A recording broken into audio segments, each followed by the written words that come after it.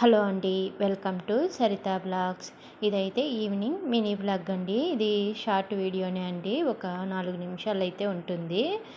నేనైతే ఇప్పుడు బజార్కి అయితే వెళ్ళాము.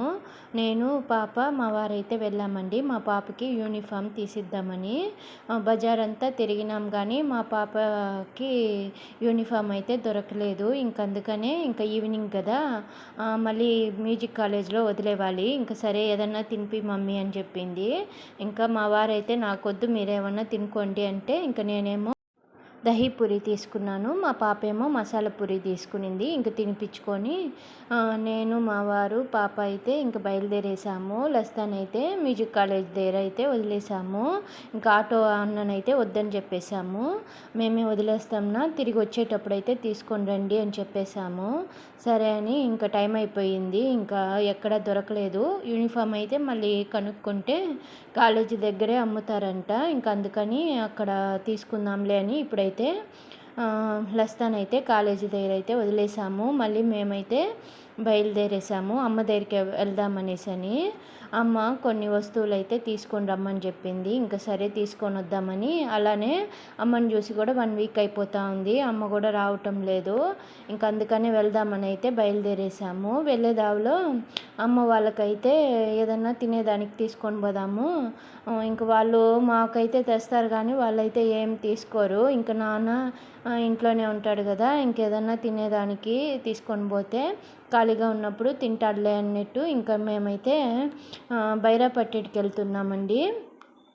అక్కడ స్వీట్ షాపులు ఉంటాయి ఎక్కువగా, వాళ్ళే స్వయంగా తయారు చేసి అయితే అక్కడ అమ్ముతూ ఉంటారు. ఇంకా అక్కడ బాగుంటాయని అక్కడికైతే వెళ్తున్నాము.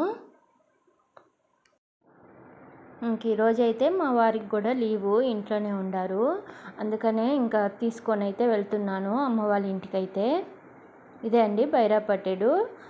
ఇక్కడ షాపు మేము మామూలుగా ఎప్పుడు ఇటు సైడ్ వచ్చినా ఇక్కడ తీసుకొని వెళ్తూ ఉంటాము. ఇప్పుడు ఒక 10 ఇయర్స్గా ఎప్పుడు తిరుపతికి వచ్చినా ముందు ఊర్లో ఉన్నప్పుడు కూడా ఇక్కడే తీసుకొని వెళ్ళే వాళ్ళము. ఇంక ఇప్పుడు కూడా అక్కడ తీసుకున్నాము అమ్మ వాళ్ళకి స్నాక్స్ అయితే. మా పిల్లలకు కూడా కొన్ని రకాలైతే తీసుకున్నాము. ఇంక అమ్మ దగ్గరికి అయితే వెళ్ళిపోయాము. అమ్మకైతే నెయ్యి చెప్పునింది, ముందు తీసుకొని వచ్చి ఇచ్చుంటే అదేమో అమ్మ సాయిబాబా గుళ్ళో ఇస్తాననేమో మొక్కునిందంట.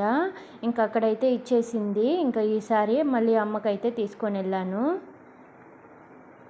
ఇంకా అమ్మ వాళ్ళకైతే ఒక సెట్ అయితే ఇచ్చేసాము, స్వీట్లు స్నాక్స్.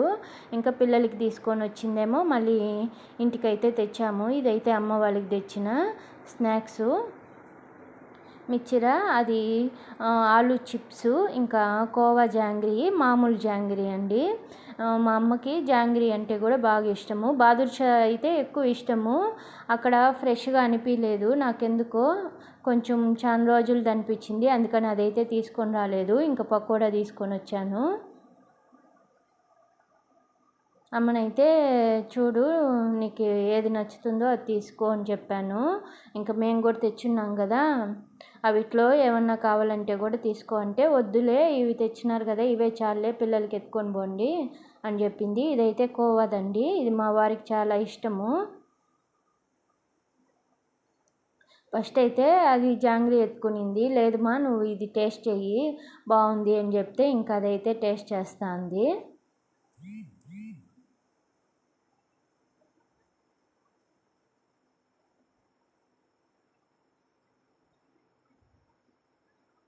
అమ్మ అయితే వద్దులే అమ్మ మీరే ఎత్తుకొని వెళ్ళిపోండి, నేను కొన్ని తీసుకుంటాను అని చెప్పింది. లేదు మేమైతే 2 సెట్లు తెచ్చాము, నువ్వే పెట్టుకో అని చెప్పాను. ఇంకా నాన్నకు కూడా ఇచ్చి ఇంకా కొంతసేపు అమ్మ వాళ్ళతో మాట్లాడేసి, అమ్మ అయితే మా కోసము పాలైతే ఎత్తిపెట్టునింది. అమ్మ వాళ్ళకి ఆడ ఆవు పాలు పోస్తారంట.